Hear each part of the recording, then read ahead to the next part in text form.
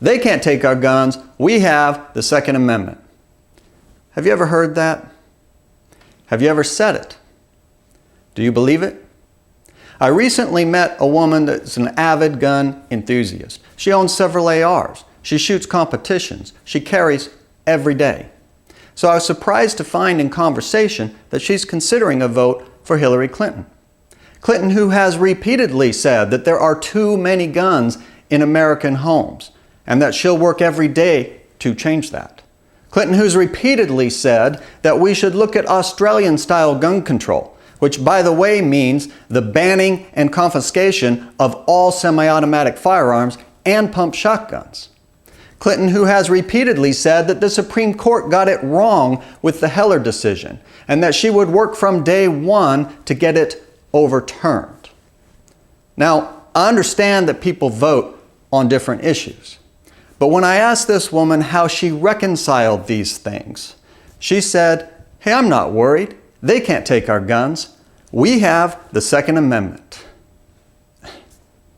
The Second Amendment is nothing more than words on a piece of paper. And believing that that alone will protect your rights is like believing that this sign will stop a criminal. Now, in any practical sense, the Second Amendment means whatever the Supreme Court says it means. So there are two things that are vitally important for gun owners to understand. One is constitutional originalism, and the second is the significance of Heller and what it could mean if it were overturned. Put simply, constitutional originalism is the belief that the Constitution should be interpreted based on its original intent, that all the clauses and amendments should mean what they meant to the people that passed them. Now, to most of us, this probably sounds obvious, but it was not the prevailing view in the courts for most of the 20th century, and was only brought back to majority view in the 80s, largely through the efforts of the recently deceased Justice Scalia. So what's the alternative to constitutional originalism? Well, its opponents say that the meaning of the Constitution should change with changes in society. And that sounds pretty logical until you really think about it. Who would do the changing?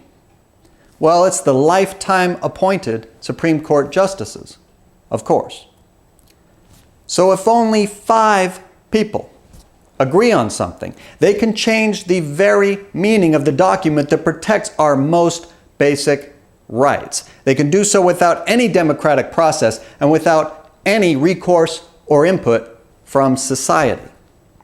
Now, a right that can be changed so easily by so few isn't a right at all. And without the guidance of constitutional originalism, all of the rights protected by the Bill of Rights could be rendered utterly meaningless. Now, if you think that sounds paranoid, stay tuned.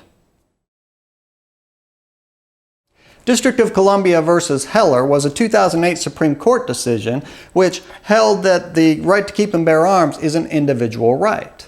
Now, again, that sounds obvious to most of us, but the District of Columbia argued that the Second Amendment applies only to the state militia, and that the state militia is the National Guard. Hence, if you're not an active member of the National Guard, you have no right to keep and bear arms. The Heller decision was argued on the basis of constitutional originalism and could not have been ruled the same without it. And while originalism has framed the argument in recent history, the 2 or 3 appointments the next president will make could completely change that. Now, the Heller decision was a 5-4 decision, and if it were to be revisited and overturned, it would be considered settled law and would be very unlikely to be visited again in our lifetime. So when Hillary says that they got it wrong on the Heller decision and that she will work to change that, what she means is that she will use her Supreme Court appointments and her influence to get Heller overturned. And she will work until you and I have no right to keep and bear arms in the eyes of the government. Now, to those of you that still think I'm being paranoid, Consider Justice Stevens' dissent in the Heller case, where he argued that not only do we have no individual right to keep and bear arms, but we have no individual right to free speech. No, I'm not kidding. The next president could make as many as 3 Supreme Court appointments.